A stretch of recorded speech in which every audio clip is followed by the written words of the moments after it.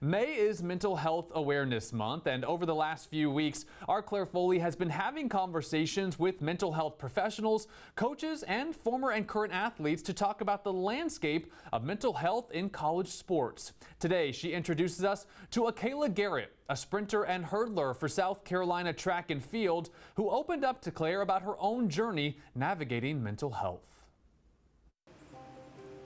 It changed my life, and I'm almost getting emotional now just how much that me getting help and talking to the department in the Rice building and me communicating with my coaches, how much that changed my life. Akala Garrett is a two-time SEC champion, been named as an All-American multiple times, and was even the Big 12 Freshman of the Year. But she says the transition from high school to college wasn't as seamless as her resume may suggest. I was so solidified in my position in high school, and then when you come in college, it's just like everybody is so good, and that's scary sometimes, especially coming in as a freshman. You see, you're not competing against high schoolers no more. These is grown women, so you have to go in there with a sharp mind. Her collegiate career started at Texas, so the pressure of college athletics was combined with moving from North Carolina, being on her own for the first time, and balancing a hectic schedule. She started noticing changes in herself. I think that I belittled myself coming into college because of who I was in high school. I didn't know what that was going to look like for me in college.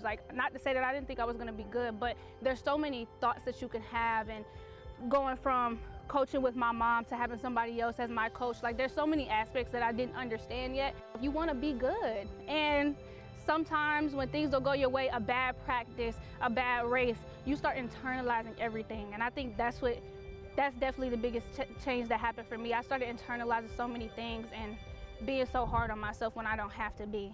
Dealing with anxiety and depression, she made the brave decision to ask for help. When I got into college, I started therapy, and for a long time, I thought it was a bad thing, needing help. A lot of people and a lot of athletes feel like you don't need help, but we do.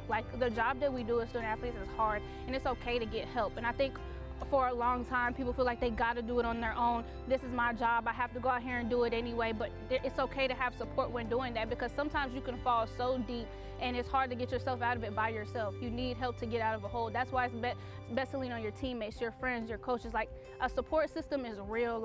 You don't have to be such a strong soldier by yourself, and I think for a long time I wanted to be that soldier.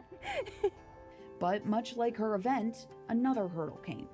I think transferring was so scary for me, because when you come out of high school, you think that your college is going to be where you graduate from. I never thought that I was going to go through any type of changes and these hardships, but sometimes things don't work out. I went to my school, I had a great time, but I realized that I want more for myself, and if that doesn't work out, that's okay.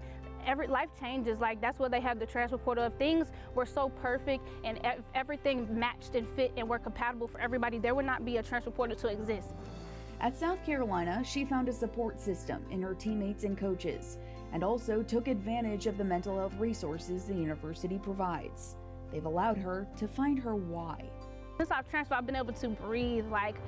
It's been so refreshing for me, because for a long time, I've always been the type of athlete that needed a why to run. In 2022, when I won World Championship, my uncle passed away, and that was the most detrimental thing to me. That's why I have my tap for him. I touch it every time before I get ready to run, because I'm gonna always be war strong for him. I've always had different types of why, but now I realize that my why was always for everybody else, and I've never had myself as a why. So where I'm at in my place of now, me and my school, South Carolina, that is my why, because I've never got to be you know what, I want to do this for Kayla. And fall in love with the process of accepting mistakes as an opportunity to grow as a student of her sport. If you make your why yourself and your craft, it's so much easier to be, because you don't have to worry about making somebody else happy, proving something to somebody else. For the experiences within yourself, because you grow so much more when you're just you know what, wow, I PR by 0.1 seconds. I'm the stuff. I am the stuff 0.1. You go 0.1. Comparison is the thief of joy. It truly is. If you compare yourself, you're gonna steal all your shine. And man, I've been so bright since I've been focusing on myself. Oh my goodness, the flashlight, the spotlight is on. She also wants other athletes to acknowledge how hard it is to do what they do and give themselves grace.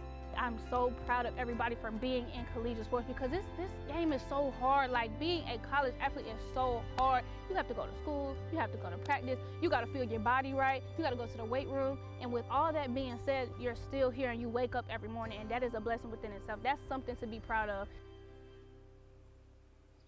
It's so important to take care of your mental health, and not just in May, but every single day. And we thank Akala so much for sharing her amazing story with us here on Sports Zone. And we have been doing this series every single day this week. It will continue tomorrow and Friday, and you can watch all of our pieces on our website at wach.com.